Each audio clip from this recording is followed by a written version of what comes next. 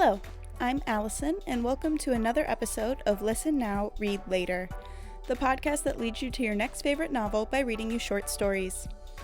As always, we will be tying together short fiction and long-form fiction so that after you listen now, you can read later. Episode 21. It's Nice to Have a Friend. Today we're bringing you a short story that reminds us that being nice to other people often helps us out in the long run. Afterward, hear Teresa explain why we have the perfect modern novel for fans of this 103-year-old story. Today's story, A Friend of Napoleon, was written by Richard Connell, an American author and journalist who lived from 1893 to 1949. One of the most popular short story writers of his time, Connell was nominated for an Academy Award in 1942 for Best Original Story for the 1941 movie Meet John Doe, directed by Frank Capra. You probably had to read his story The Most Dangerous Game in high school.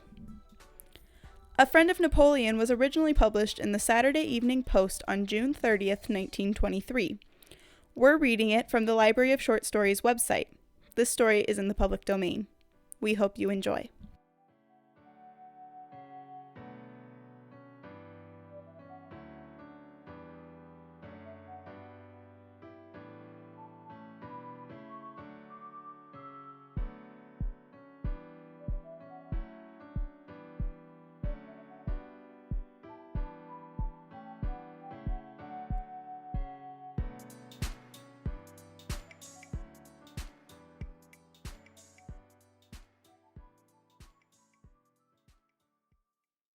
A Friend of Napoleon by Richard Connell.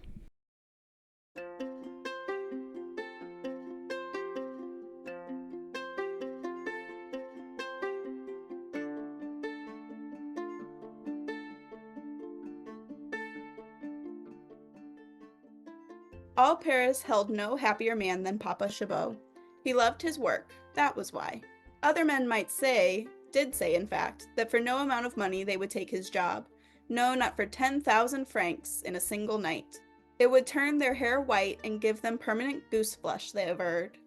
On such men Papa Chabot smiled with pity. What stomach had such zestless ones for adventure? What did they know of romance? Every night of his life, Papa Chabot walked with adventure and held the hand of romance. Every night he conversed intimately with Napoleon, with Marat, and his fellow revolutionists. With Carpentier and Caesar, with Victor Hugo and Lloyd George, with Foch and with Bigard, the Apache murderer whose unfortunate penchant for making ladies into curry led him to the guillotine, with Louis XVI and with Madame Leblanche, who poisoned 11 husbands and was working to make it an even dozen when the police deterred her, with Marie Antoinette and with sundry early Christian martyrs who lived in sweet resignation in electric-lighted catacombs under the sidewalk of the Boulevard des Capucines, in the very heart of Paris. They were all his friends, and he had a word and a joke for each of them as, on his nightly rounds, he washed their faces and dusted out their ears, for Papa Chabot was the night watchman at the Museum Potosi, the world in wax, admission 1 franc, children and soldiers half price. Nervous ladies enter the Chamber of Horrors at their own risk. One is prayed not to touch the wax figures or to permit dogs to circulate the establishment. He had been at the Museum Potosi so long that he looked like a wax figure himself. Visitors not infrequently mistook him for one and poked him with inquisitive fingers or canes. He did not undeceive them. He did not budge. Spartan-like, he stood stiff under the pokes. He was rather proud of being taken for a citizen of the world of wax, which was, indeed, a much more real world to him than the world of flesh and blood. He had cheeks like the small red wax pippins used in table decorations, round eyes, slightly poppy, and smooth white hair like a wig. He was a diminutive man, and with his horseshoe mustache of surprising luxuriance, looked like a gnome going to a fancy dress ball as a small walrus. Children who saw him flitting about the dim passages that led to the catacombs were sure he was a brownie. His title, Papa, was a purely honorary one, given him because he had worked some 25 years at the museum. He was unwed and slept at the museum in a niche of a room just off the Roman arena, where papier-mâché lions and tigers breakfasted on assorted martyrs, At night, as he dusted off the lions and tigers, he rebuked them sternly for their lack of delicacy. Ah, He would say, cuffing the ear of the largest lion, which was earnestly trying to devour a grandfather and an infant simultaneously. sort of a pig that you are. I am ashamed of you, eater of babies. You will go to hell for this, Monsieur Lion. You may depend upon it. Monsieur Satan will poach you like an egg, I promise you. Ah, you bad one, you species of a camel, you profiteer. Then Papa Chabot would bend over and very tenderly address the elderly martyr who was lying beneath the lion's paws and exhibiting signs of distress, and say, Patience, my brave one. It does not take long to be eaten, and then consider. The good Lord will take you up to heaven, and there, if you wish, you yourself can eat a lion every day. You are a man of holiness, Philibert. You will be Saint Philibert, beyond doubt, and then you won't laugh at lions. Philibert was the name Papa Chabot had given to the venerable martyr. He had bestowed names on all of them. Having consoled Philibert, he would softly dust the fat wax infant whom the lion was in the act of bolting. Courage, my poor little Jacob. Papa Chabot would say. It is not every baby that can be eaten by a lion, and in such a good cause, too. Don't cry, little Jacob, and remember, when you get inside Monsieur Lion, kick and kick and kick. That will give him a great sickness of the stomach. Won't that be fun, little Jacob? So he went about his work, chatting with them all, for he was fond of them all, even of Bigar the Apache and the other grisly inmates of the Chamber of Horrors. He did chide the criminals for their regrettable proclivities in the past, and warned them that he would tolerate no such conduct in his museum. It was not his museum, of course. Its owner was Monsieur Potosi, a long-necked, melancholy marabout of a man who sat at the ticket window and took in the francs. But though the legal title to the place might be vested in Monsieur Potosi, at night, Papa Chabot was the undisputed monarch of his little wax kingdom. When the last patron had left and the doors were closed, Papa Chabot began to pay calls on his subjects. Across the silent halls he called greeting to them. Ah, Bigar, you old rascal, how goes the world? And you, Madame Marie Antoinette, did you enjoy a good day? Good evening, Monsieur Caesar. Aren't you chilly in that costume of yours? Ah, Monsieur Charlemagne, I trust your health continues to be of the best. His closest friend of them all was Napoleon. The others he liked. To Napoleon he was devoted. It was a friendship cemented by the years, for Napoleon had been in the museum as long as Papa Chabot. Other figures might come and go at the behest of a fickle public, but Napoleon held his place, albeit he had been relegated to a dim corner. He was not much of a Napoleon. He was smaller even than the original Napoleon, and one of his ears had come in contact with a steam radiator, and as a result it was gnarled into a lump the size of a hickory nut. It was a perfect example of that phenomenon of the prize ring, the cauliflower ear. He was supposed to be at St. Helena, and he stood on a papier-mâché rock, gazing out wistfully over a non-existent sea.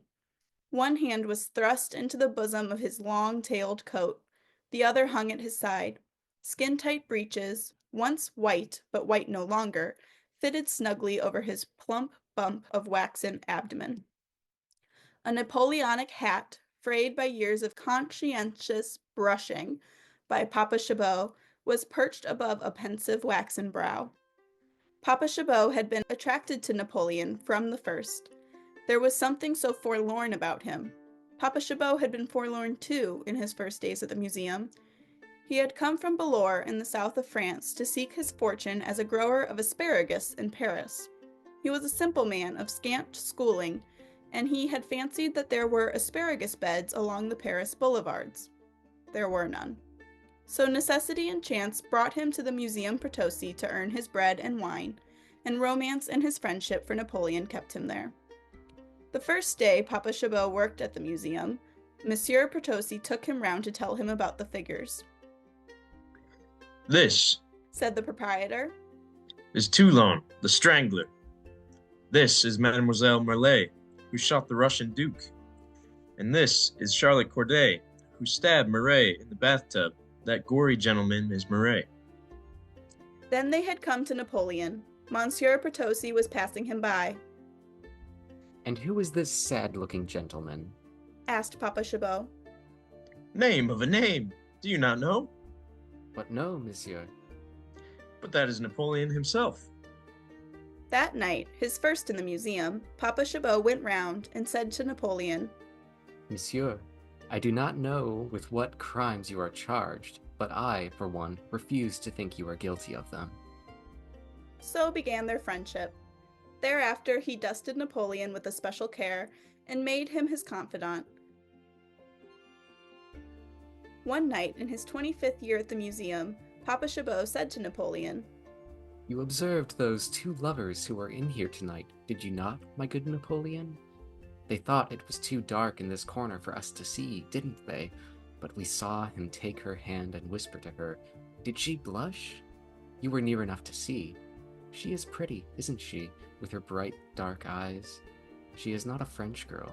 She is an American. One can tell that by the way she doesn't roll her R's. The young man, he is French, and a fine young fellow he is, or I'm no judge. He is so slender and erect, and he has courage, for he wears the war cross. You noticed that, didn't you? He is very much in love, that is sure. This is not the first time I have seen them. They have met here before, and they are wise, for is this not a spot most romantic for the meetings of lovers?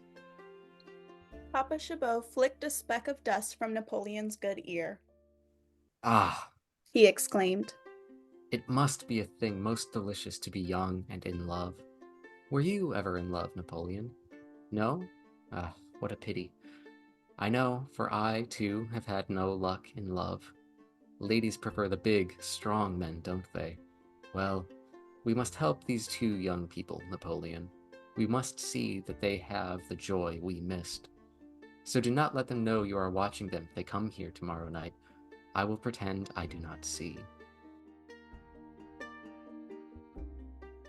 Each night, after the museum had closed, Papa Chabot gossiped with Napoleon about the progress of the love affair between the American girl with the bright dark eyes and the slender, erect young Frenchman.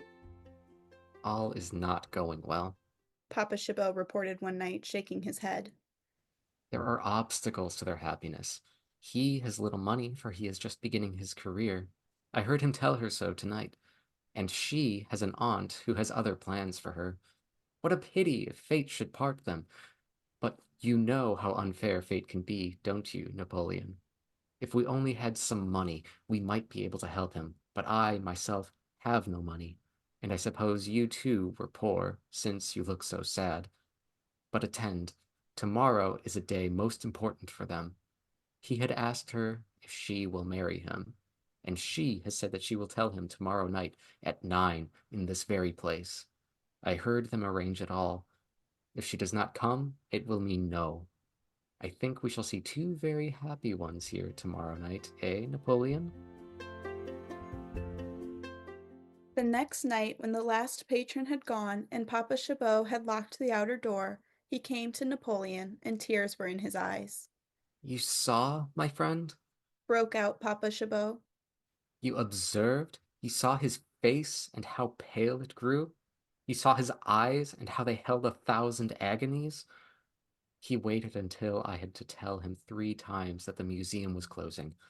I felt like an executioner, I assure you, and he looked up at me as only a man condemned can look. He went out with heavy feet. He was no longer erect. For she did not come, Napoleon. That girl with the bright dark eyes did not come. Our little comedy of love has become a tragedy, monsieur. She has refused him, that poor, that unhappy young man. On the following night, at closing time, Papa Chabot came hurrying to Napoleon. He was aquiver with excitement. She was here! He cried. Did you see her? She was here, and she kept watching and watching, but of course he did not come. I could tell from his stricken face last night that he had no hope. At last I dared to speak to her. I said, Mademoiselle, 1,000 pardons for the very great liberty I am taking, but it is my duty to tell you, he was here last night, and he waited till closing time. He was all of a paleness, mademoiselle, and he chewed his fingers in despair. He loves you, mademoiselle. A cow could see that. He is devoted to you, and he is a fine young fellow. You can take an old man's word for it. Do not break his heart, mademoiselle." She grasped my sleeve. "You know him, then?" she asked. "You know where I can find him?" "Alas, no," I said. "I have only seen him here with you." "Poor boy," she kept saying. "Poor boy. Oh, what shall I do? I am in dire trouble. I love him, monsieur." "But you did not come," I said. "I could not," she replied, and she was weeping. "I live with an aunt, a rich tiger she is, monsieur, and she wants me to marry a count, a fat, leering fellow who smells of attar roses and garlic. My aunt locked me in my room, and now I have lost the one I love, for he will think I have refused him, and he is so proud he will never ask me again." "But surely you could let him know," I suggested. "But I do not know where he lives," she said. "And in a few days my aunt is taking me off to Rome, where the Count is, and oh dear, oh dear, oh dear." And she wept on my shoulder, Napoleon, that poor little American girl with her bright dark eyes. Papa Chabot began to brush the Napoleonic hat. I tried to comfort her. He said, I told her that the young man would surely find her, that he would come back and haunt the spot where they had been happy, but I was telling her what I did not believe. "He may come tonight," I said, "or tomorrow." She waited until it was time to close the museum. You saw her face as she left. Did it not touch you in the heart? Papa Chabot was downcast when he approached Napoleon the next night. She waited again till closing time, He said, but he did not come. It made me suffer to see her as the hours went by and her hope ebbed away. At last she had to leave, and at the door she said to me, "If you see him here again, please give him this." She handed me this card, Napoleon. See, it says, "I am at the Villa Rosina, Rome. I love you, Nina." Ah, the poor, poor young man. We must keep a sharp watch for him, you and I. Papa Chabot and Napoleon did watch at the Museum Potosi night after night. 1, 2, 3, 4, 5 nights they watched for him. A week, a month, more months passed, and he did not come. There came instead one day news of so terrible a nature that it left Papa Chabot ill and trembling. The Museum Potosi was going to have to close its doors. It is no use. Said Monsieur Potosi when he dealt this blow to Papa Chabot. I cannot go on. Already I owe much, and my creditors are clamoring. People will no longer pay a franc to see a few old dummies when they can see an army of Red Indians, Arabs, brigands, and dukes in the moving pictures. Monday, the Museum Potosi closes its doors forever. But, Monsieur Potosi, Exclaimed Papa Chabot, aghast. what about the people here? What will become of Marie Antoinette, and the martyrs, and Napoleon? Oh, Said the proprietor. I'll be able to realize a little on them, perhaps. On Tuesday, they will be sold at auction. Someone may buy them to melt up. To melt up, monsieur? Papa Chabot faltered. But certainly, what else are they good for? But surely monsieur will want to keep them, a few of them anyhow. Keep them? Aunt of the devil, but that is a droll idea. Why should anyone want to keep shabby old wax dummies? I thought Murmured Papa Chabot. that you might keep just one, Napoleon, for example, as a remembrance. Uncle of Satan, but you have odd notions. To keep a souvenir of one's bankruptcy. Papa Chabot went away to his little hole in the wall. He sat on his cot and fingered his mustache for an hour. The news had left him dizzy, had made a cold vacuum under his belt buckle. From under his cot at last he took a wooden box, unlocked 3 separate locks, and extracted a sock. From the sock he took his fortune, his hoard of big copper 10-cent pieces, tips he had saved for years. He counted them over 5 times, most carefully.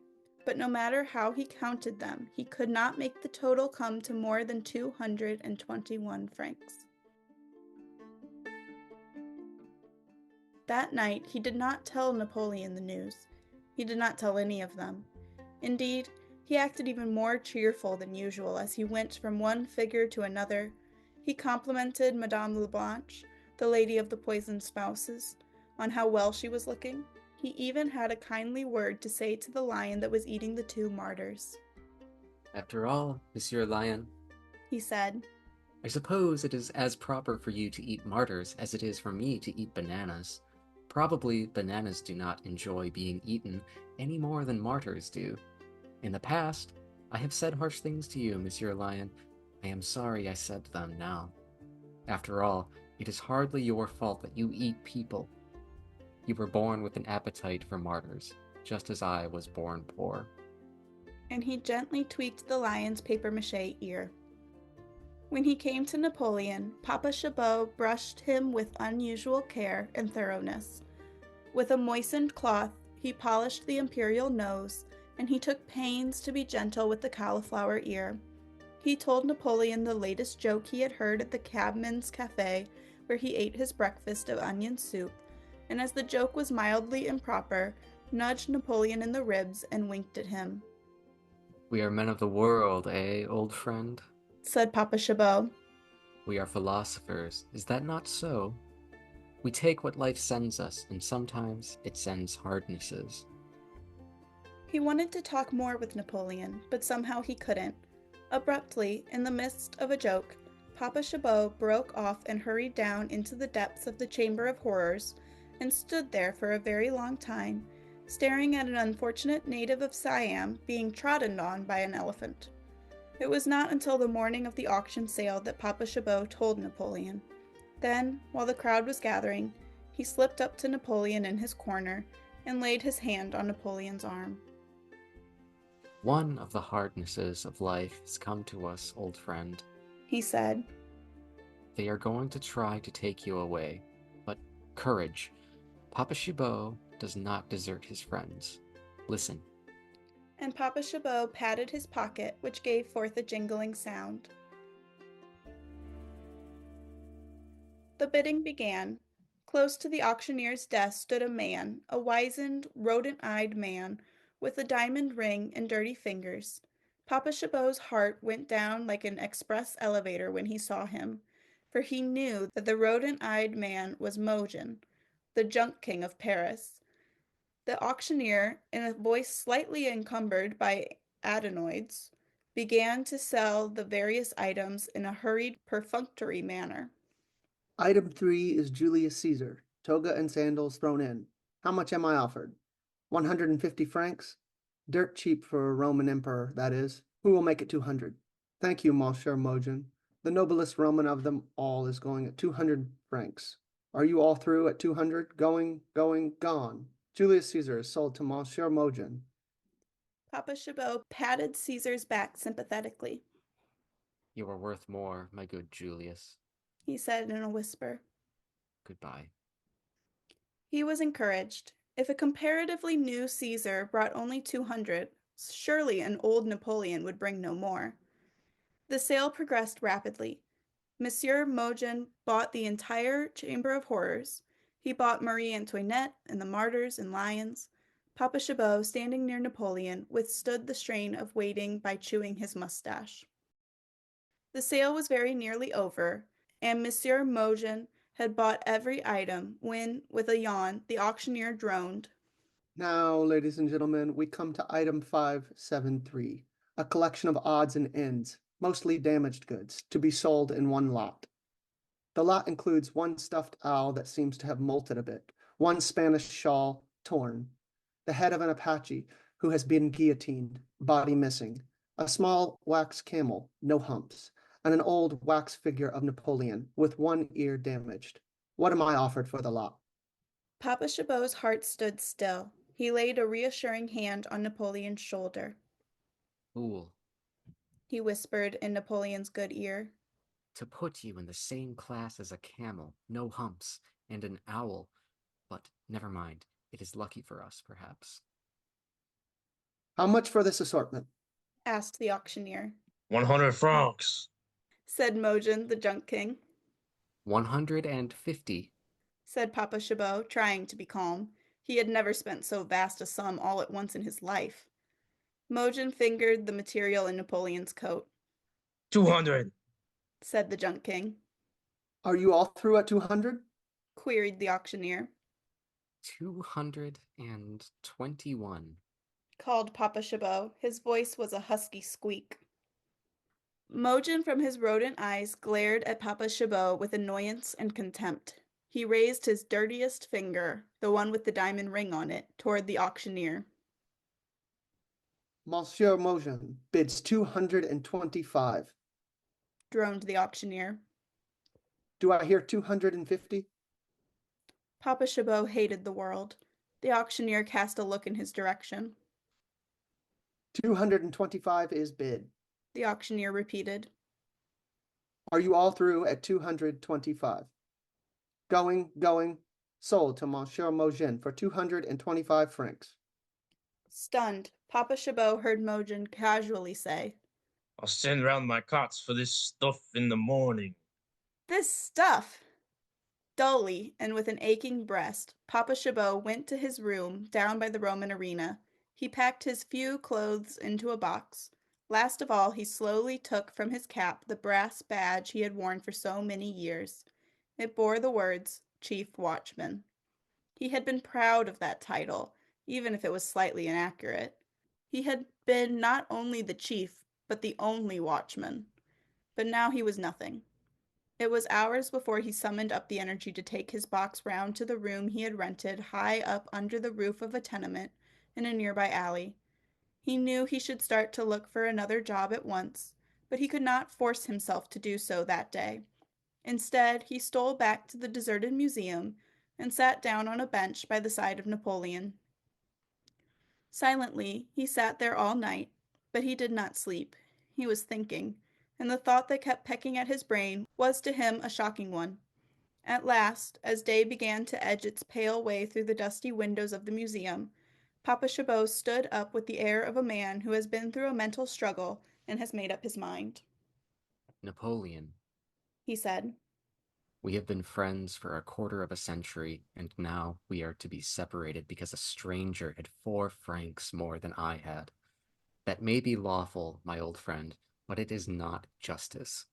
You and I, we are not going to be parted. Paris was not yet awake when Papa Chabot stole with infinite caution into the narrow street beside the museum. Along this street toward the tenement where he had taken a room crept Papa Chabot. Sometimes he had to pause for breath, for in his arms he was carrying Napoleon. 2 policemen came to arrest Papa Chabot that very afternoon. Mojan had missed Napoleon, and he was a shrewd man. There was not the slightest doubt of Papa Chabot's guilt. There stood Napoleon in the corner of his room, gazing pensively out over the housetops. The police bundled the overwhelmed and confused Papa Chabot into the police patrol, and with him, as damning evidence, Napoleon. In his cell in the city prison, Papa Chabot sat with his spirit caved in. To him, jails and judges and justice were terrible and mysterious affairs. He wondered if he would be guillotined. Perhaps not, since his long life had been one of blameless conduct, but the least he could expect, he reasoned, was a long sentence to hard labor on Devil's Island, and guillotining had certain advantages over that. Perhaps it would be better to be guillotined, he told himself, now that Napoleon was sure to be melted up. The keeper who brought him his meal of stew was a pessimist of jocular tendencies. A pretty pickle, Said the keeper. and at your age, too. You must be a very wicked old man to go out stealing dummies. What will be safe now? One may expect to find the Eiffel Tower missing any morning. Dummy stealing. What a career. We have had a man in here who stole a trolley car, and one who made off with the anchor of a steamship, and even one who pilfered a hippopotamus from a zoo, but never one who stole a dummy, and an old one-eared dummy at that. It is an affair extraordinary. And what did they do to the gentleman who stole the hippopotamus? Inquired Papa Chabot tremulously. The keeper scratched his head to indicate thought.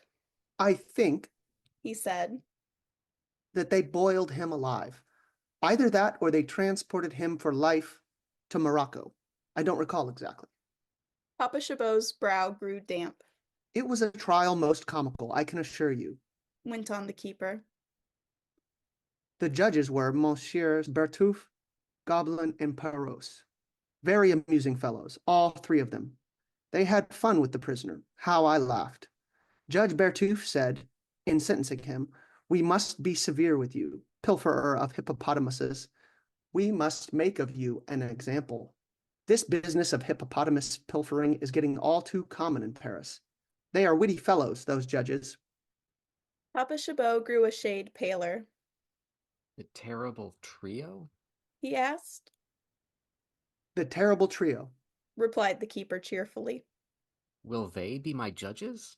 Asked Papa Chabot.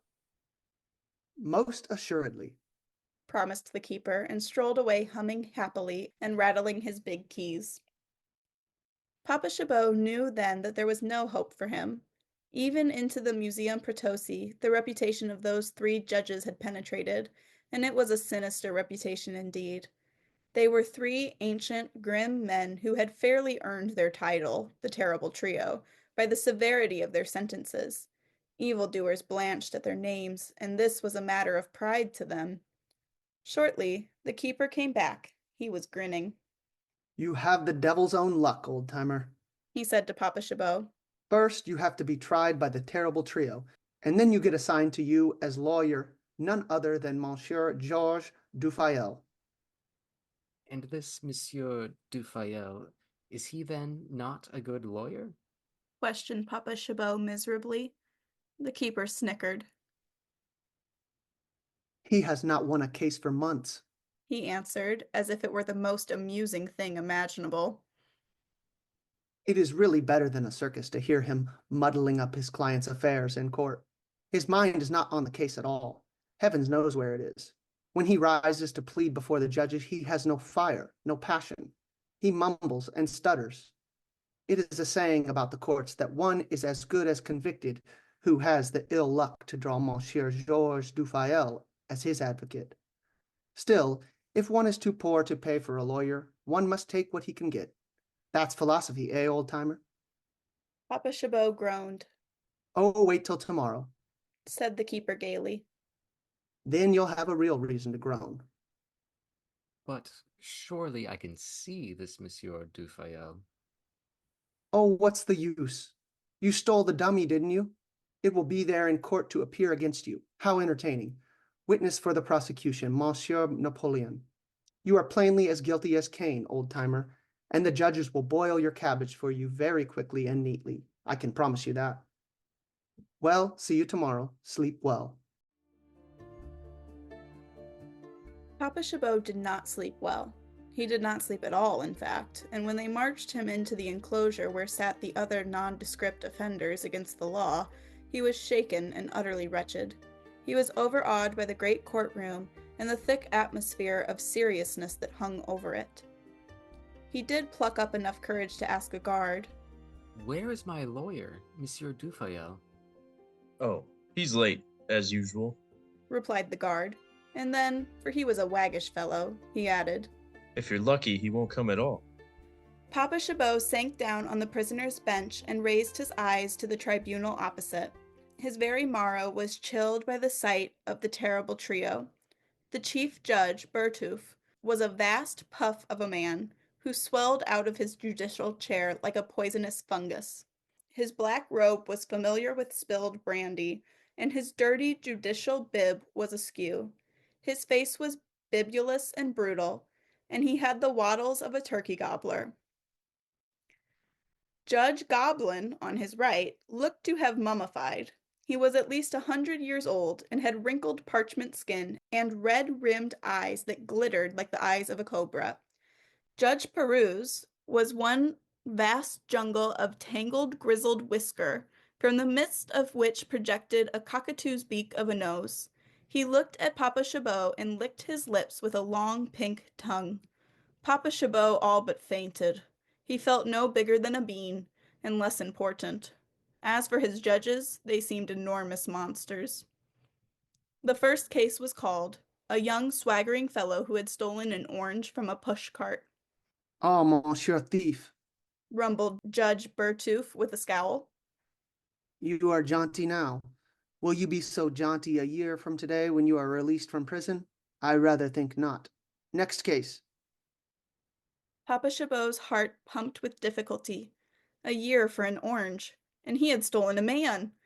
His eyes roved round the room, and he saw two guards carrying in something which they stood before the judges. It was Napoleon. A guard tapped Papa Chabot on the shoulder. You're next. He said. But my lawyer, Monsieur Dufayel, Began Papa Chabot. You're in hard luck, Said the guard. for here he comes. Papa Chabot, in a daze, found himself in the prisoner's dock. He saw coming toward him a pale young man. Papa Chabot recognized him at once. It was the slender, erect young man of the museum, but he was not very erect now. He was listless. He did not recognize Papa Chabot. He barely glanced at him. You stole something. Said the young lawyer, and his voice was toneless. The stolen goods were found in your room. I think we might better plead guilty and get it over with. yes, monsieur. Said Papa Chabot, for he had let go all his hold on hope. But attend a moment. I have something. A message for you. Papa Chabot fumbled through his pockets and at last found the card of the American girl with the bright dark eyes. He handed it to Georges Dufayel. She left it with me to give to you. Said Papa Chabot. I was chief watchman at the Museum Pertusi, you know. She came there night after night to wait for you. The young man gripped the sides of the card with both hands. His face, his eyes, everything about him seemed suddenly charged with new life. 10,000 million devils! He cried. And I doubted her. I owe you much, monsieur. I owe you everything. He wrung Papa Chabot's hand. Judge Bertouf gave an impatient judicial grunt. We are ready to hear your case, Advocate Dufayel, Said the judge. if you have one. The court attendant sniggered. A little moment, monsieur the judge. Said the lawyer. He turned to Papa Chabot.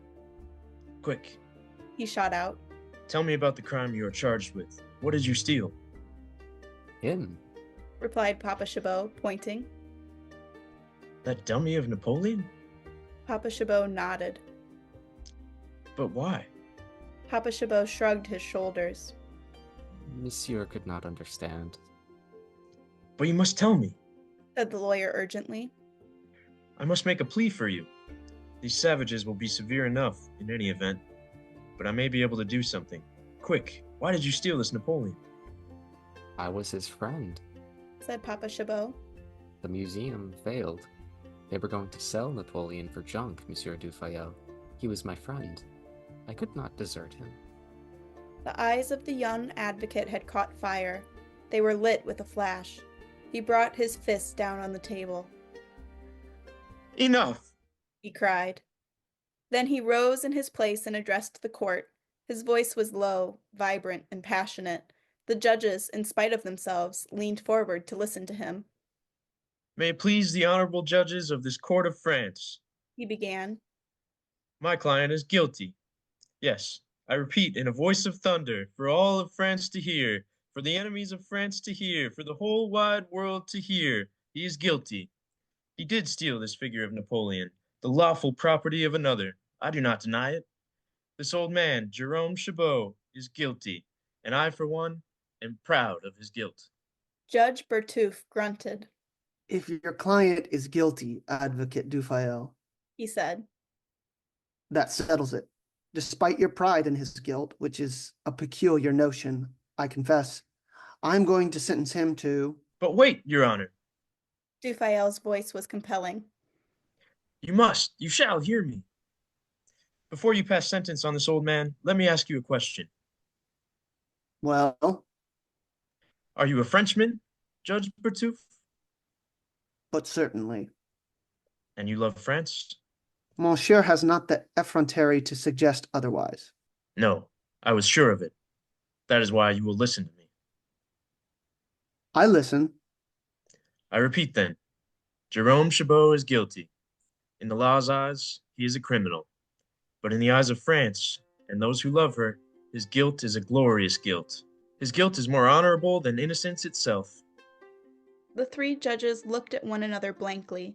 Papa Chabot regarded his lawyer with wide eyes. Georges Dufayel spoke on. These are times of turmoil and change in our country, messieurs the judges. Proud traditions, which were once the birthright of every Frenchman, have been allowed to decay. Enemies beset us, within and without. Youth grows careless of that honor which is the soul of a nation. Youth forgets the priceless heritage of the ages, the great names that once brought glory to France in the past, when Frenchmen were Frenchmen. There are some in France who may have forgotten the respect due to a nation's great. Here, Advocate Dufayel looked very hard at the judges. But there are a few patriots left who have not forgotten, and there sits one of them. This poor old man has deep within him a glowing devotion to France. You may say that he is a simple, unlettered peasant. You may say that he is a thief, but I say, and true Frenchmen will say with me, that he is a patriot, messieurs the judges. He loves Napoleon. He loves him for what he did for France. He loves him because in Napoleon burned that spirit which has made France great. There was a time, messieurs the judges, when your fathers and mine dared share that love for a great leader. Need I remind you of the career of Napoleon? I know I need not. Need I tell you of his victories? I know I need not. Nevertheless, Advocate Dufayel did tell them of the career of Napoleon. With a wealth of detail and many gestures, he traced the rise of Napoleon. He lingered over his battles. For an hour and 10 minutes, he spoke eloquently of Napoleon and his part in the history of France. You may have forgotten, He concluded. and others may have forgotten. But this old man sitting here a prisoner, he did not forget. When mercenary scoundrels wanted to throw on the junk heap this effigy of one of France's great sons, who was it that saved him? Was it you, messieurs the judges? Was it I? Alas, no. It was a poor old man who loved Napoleon more than he loved himself. Consider, messieurs the judges. They were going to throw on the junk heap Napoleon. France's Napoleon. Our Napoleon. Who would save him? Then uprose this man, this Jerome Chabot, whom you would brand as a thief, and he cried aloud for France and for the whole world to hear, "Stop! Desecrators of Napoleon, stop! There still lives one Frenchman who loves the memories of his native land. There is still one patriot left. I, Jerome Chabot, will save Napoleon." And he did save him, messieurs the judges. Advocate Dufayel mopped his brow and leveling an accusing finger at the terrible trio, he said, You may send Jerome Chabot to jail. But when you do, remember this. You are sending to jail the spirit of France. You may find Jerome Chabot guilty, but when you do, remember this. You are condemning a man for love of country, for love of France. Wherever true hearts beat in French bosoms, messieurs the judges, there will the crime of Jerome Chabot be understood, and there will the name of Jerome Chabot be honored. Put him in prison, messieurs the judges. Load this poor, feeble, old body with chains. And a nation will tear down the prison walls, break his chains, and pay homage to the man who loved Napoleon and France so much that he was willing to sacrifice himself on the altar of patriotism. Advocate Dufayel sat down. Papa Chabot raised his eyes to the judge's bench. Judge Perouse was ostentatiously blowing his beak of a nose. Judge Goblin, who wore a sedan ribbon in his buttonhole, was sniffling into his inkwell. And Chief Judge Bertouf was openly blubbering. Jerome Chabot, stand up. It was Chief Judge Bertouf who spoke, and his voice was thick with emotion. Papa Chabot, quaking, stood up. A hand like a hand of pink bananas was thrust down at him. Jerome Chabot, Said Chief Judge Bertouf. I find you guilty. Your crime is patriotism in the first degree. I sentence you to freedom. Let me have the honor of shaking the hand of a true Frenchman. And I. Said Judge Goblin, thrusting out a hand as dry as autumn leaves. And I also, said Judge Peruse, reaching out a hairy hand. And furthermore, said Chief Judge Bertouf. you shall continue to protect the Napoleon you saved. I subscribe 100 francs to buy him for you. And I. said Judge Goblin. I also. said Judge Peruse. As they left the courtroom, Advocate Dufayel, Papa Chabot, and Napoleon, Papa Chabot turned to his lawyer. You never repaid, monsieur. He began. Nonsense, said the lawyer. And would Monsieur Dufayel mind telling me again the last name of Napoleon? Why, Bonaparte, of course. Surely you knew. Alas, no, Monsieur Dufayel. I am a man the most ignorant. I did not know that my friend had done such great things. You didn't? Then what in the name of heaven did you think Napoleon was? A sort of murderer, said Papa Chabot humbly.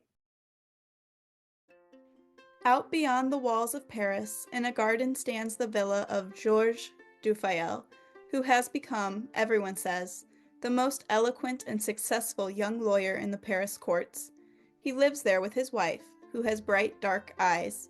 To get to his house, one must pass a tiny gatehouse where lives a small old man with a prodigious walrus mustache. Visitors who peer into the gatehouse as they pass sometimes get a shock, for standing in one corner of its only room, they see another small man, in uniform and a big hat. He never moves, but stands there by the window all day, one hand in the bosom of his coat, the other at his side, while his eyes look out over the garden. He is waiting for Papa Chabot to come home after his work among the asparagus beds, to tell him the jokes and the news of the day.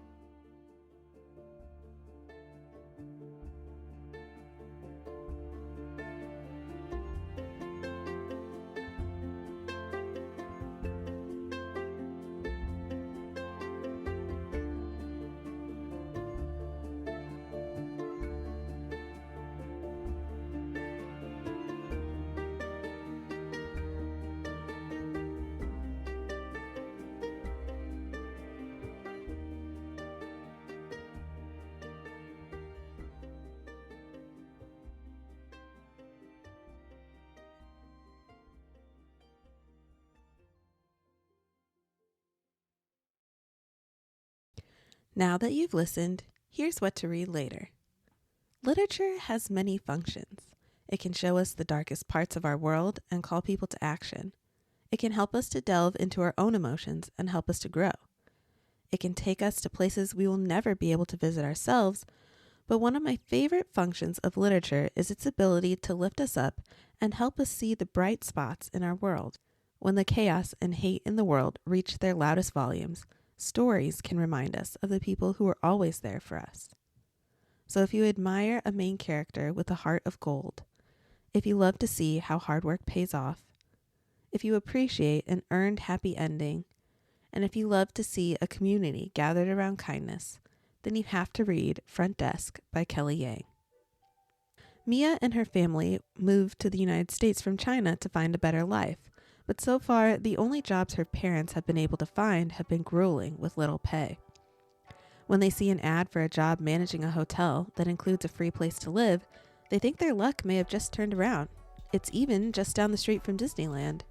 But when they arrive at their new home, they find an unwelcoming, uncompromising owner and a much bigger project than they ever could have expected.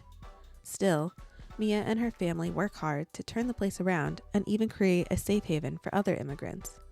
Though it isn't easy, Mia exudes optimism and friendship, and slowly but surely, they create a community that stands up strong for each other. This may be a middle grade book, but it packs quite the punch.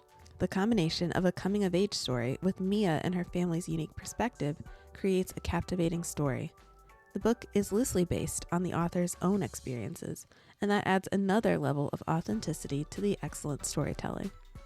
Front Desk is the perfect story for a student struggling to find their place, but it is also perfect for adults who need to be reminded of the difficulties we face and the importance of the people that stand beside us when we face them. So if you enjoyed A Friend of Napoleon, then you have to read Front Desk by Kelly Yang. Thanks for listening to this episode of Listen Now, Read Later. Follow us on Instagram for fun extras and updates on our next episode. Want to support local booksellers and this podcast? Buy Front Desk and any other books you like through our bookshop.org affiliate store. Now it's time for you to go read the book, and we'll catch you when you listen later.